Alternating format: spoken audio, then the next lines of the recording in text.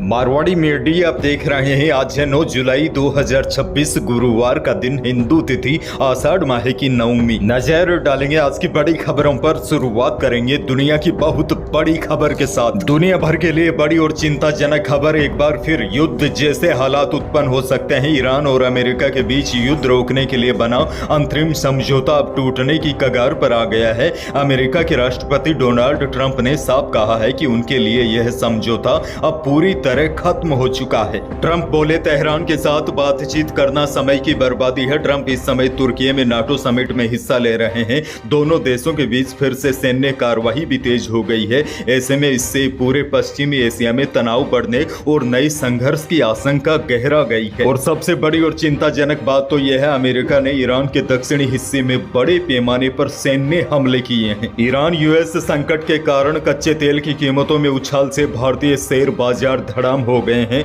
निवेशकों को कल भारी नुकसान पहुंचा है। यानी कि एक बार फिर अमेरिका और ईरान के बीच हालात बेहद ही गंभीर हो चुके हैं। हालात जल्द ही नहीं सुधरे तो दोनों देशों के बीच एक बार फिर युद्ध जैसी स्थितियां उत्पन्न हो सकती है।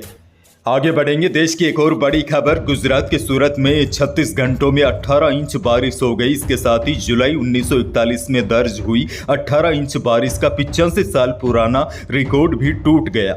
शहर में बाढ़ आ गई है। शॉपिंग मॉल की एक मंजिल पानी में डूब गई और कई कारें सड़कों पर बहती नजर आई। शहर के कई इलाके पूरी तरह जलमग्न हो गए हैं। सूरत में करंट लगने, पेड़ और बिजली गिरने से 9 लोगों की जान चली गई। बाढ़ में फंसे 3400 लोगों को सुरक्षित स्थानों पर पहुंचाया गया है। सूरत और नजदीक इलाके नवासरी में स्कूल, कॉलेज और आंगनबाड़ी बंद करना पड़ा है। बहरहाल आगे बढ़ जाते हैं। राजस्थान से बहुत बड़ी खबर। प्रदेश में मानसून की सक्रियता के बीच प्रदेश के लोगों के लिए बड़ी खुशखबरी है, क्योंकि अब राजस्थान के बड़े बांधों में पानी की आवक शुरू हो गई है। पिछले 24 घंटों में राज्य के बड़े बांधों में 7.58 मिलियन क्यूबिक मीटर पानी की बढ़ोतरी दर्ज की है। वर्तमान में राज्य के 693 बांधों में कुल 44.85% पानी है। हालांकि पिछले साल के मुकाबले पानी अभी भी कम आया है, क्योंकि पिछले वर्ष 7 जुलाई को यह आंकड़ा 57.33% था।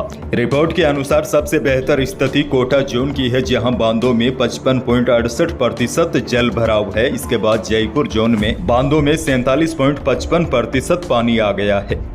आगे बढ़ जाते हैं। एक और बड़ी खबर। करौली जिले के पांचना बांध से नहरों में पानी छोड़ने को लेकर शुरू हुआ विवाद अब एक आंदोलन में बदल गया है। नहरों में पानी छोड़ने के बाद भी किसानों ने कई स्थानों पर जाम लगा दिया है। करौली और सवाई माधोपुर जिलों के कई रास्तों पर 40 घंटे से ज्यादा समय से ट्रैफिक जाम की स्थिति बनी हुई है। किसानों ने करौली धौलपुर नेशनल हाईवे 23 पर सलेमपुर, कुड़गांव, माच और कोडल मोड़, करौली गंगापुर स्टेट हाईवे पर कटकड़ गांव, गुडला गांव, करौली मंडराइल रोड, ससेड़ी मोड़ पर रास्ते बंद कर रखे हैं। दरअसल कई गांव में पांचना नहर से पर्याप्त पानी नहीं पहुंचने के विरोध में 30 से ज्यादा घंटों से किसानों का धरना जारी है। किसानों ने हिंडोन गंगापुर सिटी रोड पर झाड़ियां और लकड़ियां लगाकर रास्ता बंद कर दिया है। घटना स्थल पर बड़ी संख्या में किसानों और ग्रामीण डटे हुए हैं। किसानों का कहना है, जब तक नहर में पर्याप्त पानी नहीं पहुंचता और मांगों पर कोई ठोस कार्रवाई नहीं होती, तब तक आंदोलन समाप्त नहीं किया जाएगा। हालात को देखते हुए मौके पर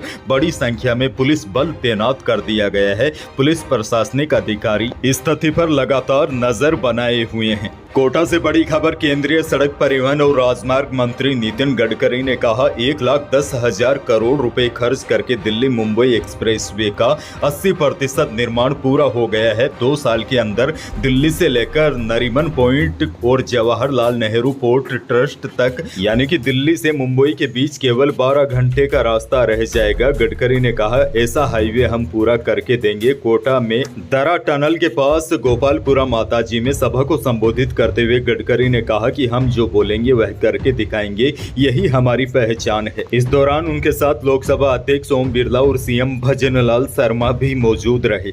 अगली बड़ी खबर की ओर बढ़ जाते हैं। राजस्थान में 31 जुलाई तक निकाय पंचायत चुनाव नहीं होंगे। राज्य निर्वाचन आयोग ने पंचायती राज विभाग को पत्र लिखा है। पत्र में चुनाव करवाने के लिए कम से कम 90 दिनों का समय लगने की बात कही है। दरअसल राजस्थान हाईकोर्ट ने 22 मई को 31 जुलाई तक चुनाव करवाने के आदेश दिए थे। हालांकि राज्य में अब तक इन चुनावों में ओबीसी वर्ग के लिए आरक्षण का निर्धारण नहीं हो सका है। पिछले दिनों पंचायती राज विभाग ने निर्वाचन आयोग को पत्र लिखा है, जिसमें ओबीसी आयोग ने आरक्षण संबंधी रिपोर्ट 14 अगस्त 2026 तक तैयार करके सौंपने के लिए कहा है। बड़ी जानकारी आपको दे दूं, फिलहाल प्रदेश में 31 जुलाई तक निकाय पंचायत चुनाव नहीं होंगे।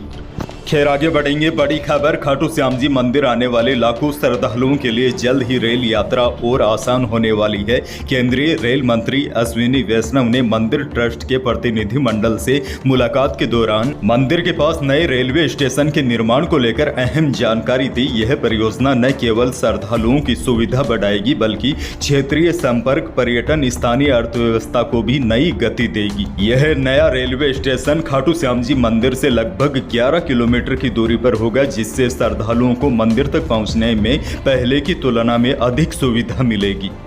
आगे बढ़ेंगे। एक और बहुत बड़ी खबर, घर से मंदिर दर्शन करने जा रही एक 65 वर्षीय बुजुर्ग महिला पर सांड ने पीछे से अचानक हमला कर दिया। सांड ने महिला को अपने सींगों से करीब 4 फीट ऊपर हवा में उछाल दिया। सड़क पर गिरने से महिला गंभीर रूप से घायल हो गई है। महिला की 9 फसलियां टूट गई है और सिर में भी गंभीर चोट आई है। फिलहाल वह जोधपुर के एक प्राइवेट हॉस्पिटल के आईसीयू में भर्ती है। घटना पाली के सुभाष नगर इलाके में 3 जुलाई सुबह करीब 8:45 बजे की बताई जा रही है, जिसका सीसीटीवी वीडियो अब सामने आया है। जयपुर से भी बड़ी और हैरान कर देने वाली खबर, यहाँ रिश्तों को तार तार कर देने वाला एक मामला सामने आया है। जिस बेटी को मां का सहारा बनाना था, उसी ने अपनी ही मां की मौत की पूरी कहानी रच डाली। अनुकंपा नियुक्ति और जयपुर में 2 मकान हथियाने के लालच में बेटी ने अपने ताऊ के बेटे और अन्य साथियों के साथ मिलकर 7 लाख रुपए की सुपारी दी और हत्या को सड़क दुर्घटना का रूप देने की भी कोशिश की। पुलिस ने इस हत्याकांड का खुलासा करते हुए मृतका की बेटी व जेठ सहित 7 आरोपियों को गिरफ्तार किया है। हनुमानगढ़ से बड़ी खबर, जिले के किसानों से अवैध वसूली का आरोप सामने आने के बाद हड़कंप मच गया। आरोप है कि कृषि पर्यवेक्षक हरिकृष्ण ने किसानों को गुमराह किया और उनका अनुदान हड़प लिया। प्रकरण में राजस्थान कृषि आयुक्तालय ने कृषि पर्यवेक्षक को तत्काल प्रभाव से निलंबित कर दिया है। निलंबन अवधि के दौरान हरिकृष्ण का मुख्यालय संयुक्त निदेशक कृषि जिला परिषद डूंगरपुर रहेगा। आगे बढ़ेंगे। बड़ी खबर, झुंझुनू में मंडावा के अग्निवीर आर्यन जहजड़िया शहीद हो गए थे। बुधवार को उनके पैतृक गांव पीपल का बास में सैन्य सम्मान के साथ अंतिम संस्कार किया गया। आपको बता दूं, आर्यन का 5 जुलाई को तमिलनाडु के चेन्नई में एयरफोर्स स्टेशन पर ड्यूटी के दौरान हुए हादसे में निधन हो गया था। बुधवार सुबह 10:30 बजे उनकी पार्थिव देह दिल्ली से सड़क मार्ग से मंडावा लाई गई। यहाँ से पैतृक गांव तक तिरंगा यात्रा निकाली गई। घर पर इकलौते बेटे की पार्थिव देह के अंतिम दर्शन के दौरान मां सरोज देवी बेसुध हो गई। अच्छा, बड़ी खबर ये भी देखिए, इंटरनेशनल मार्केट में आई नरमी के असर से जयपुर सराफा बाजार में दोनों ही कीमती धातुओं में गिरावट देखी गई। बुधवार को चांदी 1300 रुपये कम होकर 2,34,500 रुपये प्रति किलो रही। वहीं शुद्ध सोना भी 800 रुपये टूटकर 1,47,500 रुपये प्रति 10 ग्राम रहा और 22 कैरेट यानी कि जेवराती सोना भी 700 रुपये टूटकर 1,36,600 रुपये प्रति 10 ग्राम रहा। मौसम को लेकर बड़ी खबर, प्रदेश के अधिकांश भागों में मानसून की गतिविधियां जारी है। राजस्थान के चित्तौड़गढ़ जिले के भदेसर में बुधवार दोपहर 50 मिनट में ही 80 mm बारिश हो गई। अलवर में मूसलाधार बारिश से सड़कें पानी में डूब गई। जिला हॉस्पिटल परिसर में पानी भर गया, जिससे मरीजों के परिजनों को आने जाने में परेशानी हुई। इससे पहले मंगलवार को डूंगरपुर, अजमेर, बांसवाड़ा, बूंदी, चित्तौड़गढ़, नागौर, सीकर, चूरू समेत कई जिलों में 1 से लेकर 3 इंच तक बारिश रिकॉर्ड की गई। वहीं अब बड़ी जानकारी यह, मौसम विभाग के अनुसार पूर्वी भारत में बना डिप्रेशन 8 जुलाई को कमजोर होने की संभावना है। वहीं 11 जुलाई से प्रदेश में मौसम साफ रहने की संभावना है, यानी कि प्रदेश के अधिकांश भागों में आंधी बारिश की गतिविधियां 11 जुलाई तक जारी रहेगी। उसके बाद यानी कि 11 जुलाई के बाद एक बार के लिए मौसम साफ रह सकता है। मौसम विभाग ने आज सवाई माधोपुर, कोटा और बारां में ऑरेंज अलर्ट जारी किया है। वहीं प्रदेश के पश्चिमी हिस्सों को छोड़कर पूरे प्रदेश में हल्की से लेकर मध्यम बारिश होने की संभावना आज मौसम विभाग ने जताई है।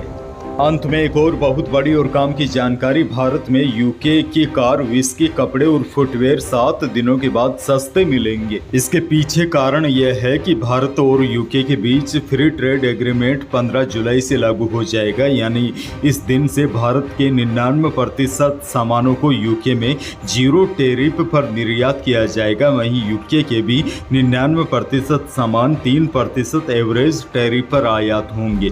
इससे 2030 तक द्विपक्षीय व्यापार दोगुना होकर $120 बिलियन तक पहुंचने की संभावना है।